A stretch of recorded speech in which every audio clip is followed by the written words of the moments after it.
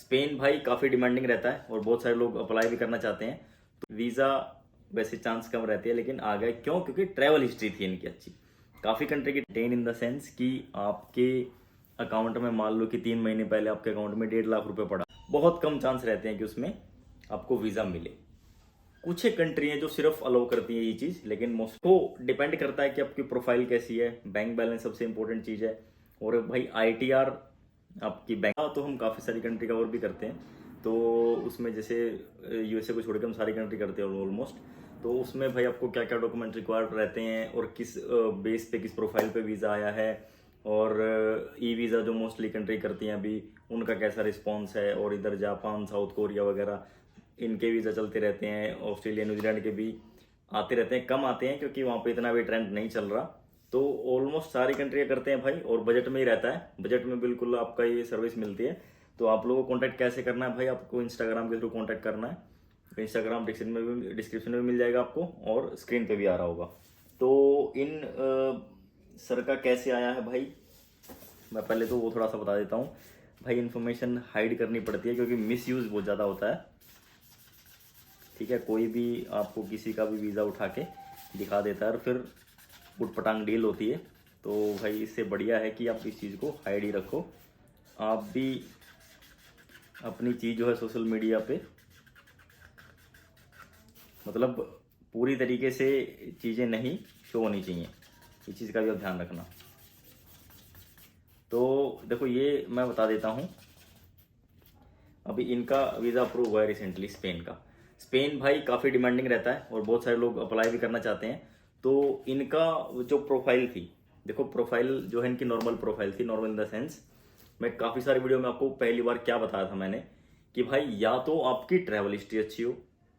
अगर आपकी travel history अच्छी है तो बैंक बैलेंस अगर आपका लो भी है तो वो भी चल जाता है। या फिर आपका बैंक बैलेंस इतना अच्छा हो, आपका वेल सेटल्ड बिजनेस है इंडिया में और अच्छी ट्रांजेक्शन होती हैं, आपके फाइनेंशियल बहुत अच्छे हैं, किसी भी तरीके की कोई प्रॉब्लम नहीं है, उसके बावजूद भी आपको वीज़ा मिलने के अच्छे चांस, अगर आपकी ट्रैवल हिस्ट्री नहीं है तो भी। या तो ट्रैवल हिस्ट्री अच्छी हो या फिर फाइनेंशियल अच्छे हो। अगर ये दोनों ही लो हैं तो थोड़ा सा ट्रैवल हिस्ट्री पे काम करो, थोड़ा सा बैंक बैलेंस पे काम करो। अगर बैंक बैलेंस नहीं भी है तो आपकी ट्रैवल हिस्ट्री सही होनी चाहिए।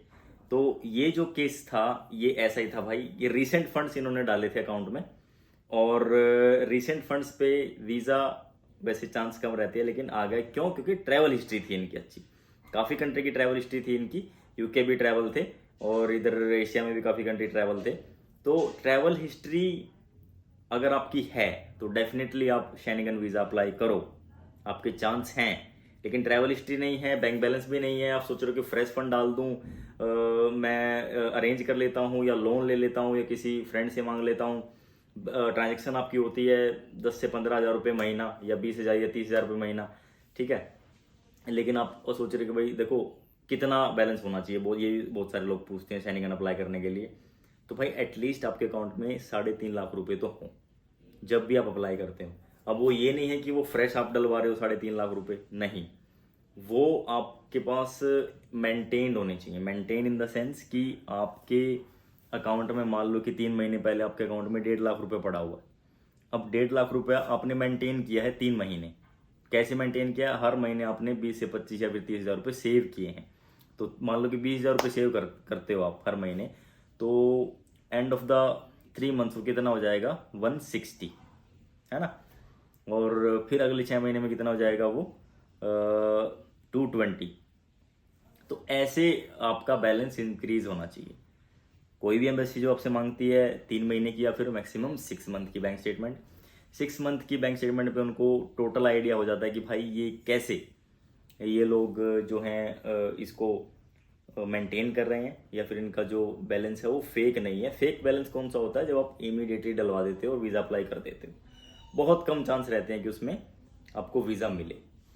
कुछ एक कंट्री हैं जो सिर्फ अलाउ करती है ये चीज़, लेकिन मोस्टली कंट्री नहीं करती है भाई। शेंगेन, तो हम शेंगेन की बात कर रहे हैं, तो शेंगेन में ऐसा नहीं होता कि भाई फ्रेश फंड आप डालो फिर आपका वीज़ा मिल जाए। नॉर्मल प्रोफाइल की मैं बात कर रहा हूँ। इनका जो है, इनका ऐसे ही आया, इनका ऑलमोस्ट फ्रेश ही फंड डाला था। हालांकि ट्रांजेक्शन होती रहती थी, ऐसा नहीं कि बिल्कुल ही बैलेंस नहीं था, ट्रांजेक्शन होती रहती थी, लेकिन फिर भी फ्रेश फंड डाला था and so he got the visa.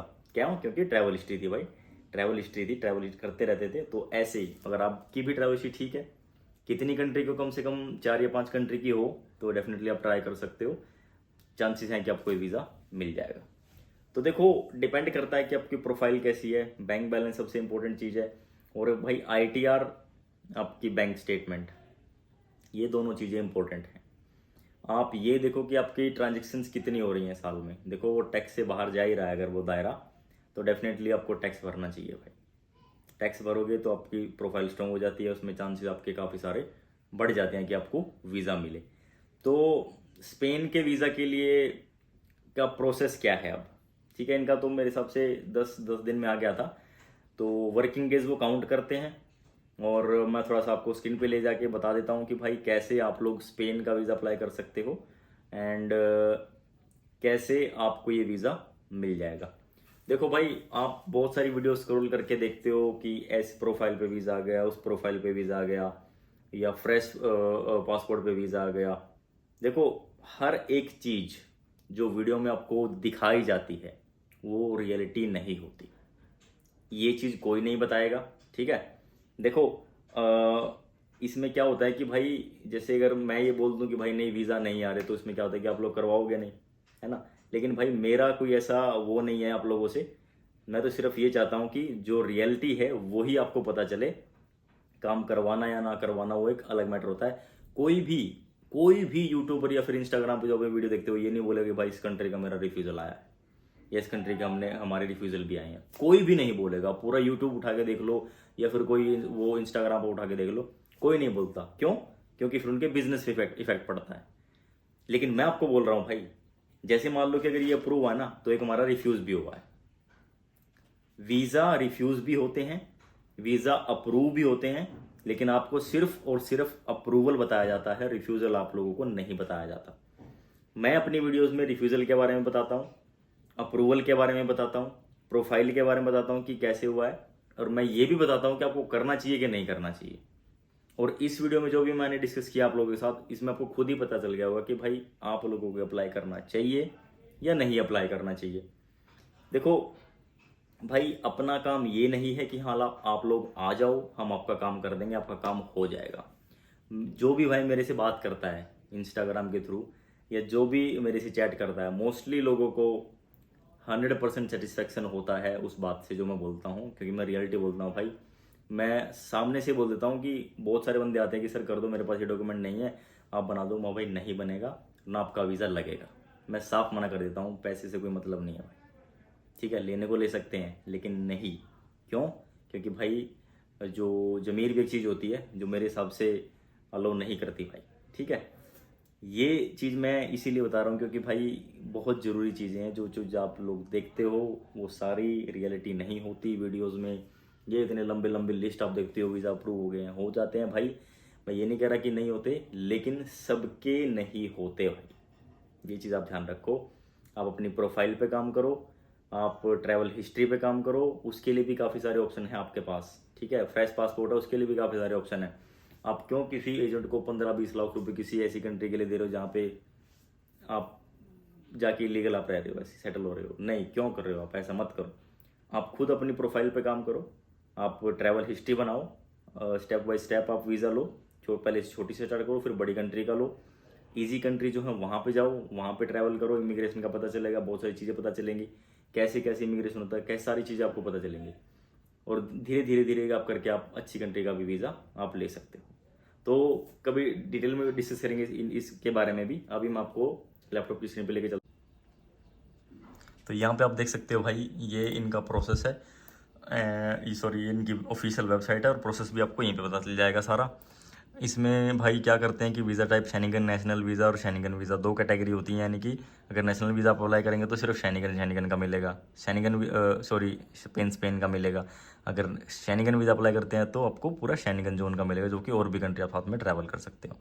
तो हम बेसिकली जाते हैं जनरल इन्फॉर्मेशन पे, और यहाँ पे आपको एडिशनल सर्विसेज में हम चलते हैं। जो आप अपॉइंटमेंट बुक करते हैं, तो ये BLS स्पेन की वेबसाइट है भाई। यहाँ पे हमें शेनिगन वीज़ा के अंदर जाना है, और यहाँ पे हमें सारी डिटेल मिल जाएगी भाई। तो सबसे पहले शॉर्ट टर्म वीज़ा है जो, उसके बारे में बात कर लेते हैं वीज़ा फ़ी के बारे में। तो यहाँ पे आपकी tourist visa, business visa, airport transit वगैरह ये सब इतनी फ़ीस लगती है। जो चाइल्ड है 6 से 2, 6 से 12 उनकी इतनी फ़ीस लगती है। और जो BLS इंटरनेशनल सर्विस चार्जेस हैं वो इतने लगते हैं भाई, ठीक है। तो ये इनकी फ़ी चार्ट है इनका। चिल्ड्रन अंडर 6 ईयर्स फ़ी वेव्ड है उसकी, और जो बच्चे हैं मतलब 6 साल से नीचे, सर्विस चार्जेस ये हैं इनके, ठीक है।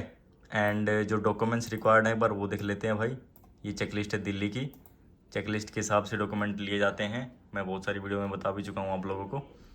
तो चेकलिस्ट के हिसाब से ही ये सारे डॉक्यूमेंट होते हैं। रिक्वायर्ड डॉक्यूमेंट देखो, एप्लीकेशन फॉर्म हो गया, पासपोर्ट हो गया आपका वैलिड पासपोर्ट, यानी कि कोई पुराना पासपोर्ट है तो वो भी आपको लेके जाना होता है। फ़ोटोकॉपी हो गई आपकी पासपोर्ट का, जो फ़ोटो है वाइट बैकग्राउंड, वो भी आपके पास होना चाहिए।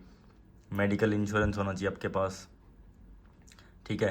एंड कवर लेटर हो गया, आपकी फ़्लाइट्स हो गए, राउंड ट्रिप हो गया, होटल अकोमोडेशन हो गई आपकी स्पेन के अंदर कि कहाँ पे आप रुकेंगे, एविडेंस ऑफ इकोनॉमिक मीन्स यानी कि आपकी बैंक स्टेटमेंट 3 मंथ्स की, और original sign letter by the sponsor dealing, अगर स्पॉन्सर है तो उसकी ओरिजिनल प्रूफ्स आपके लगेंगे। सैलरी स्लिप लगेगी 3 मंथ्स की। इनकम टैक्स लगेगी यानी कि 2 साल की ITR आपकी लगेगी। सेल्फ रेसिड photocopies of permanent account number, PAN card.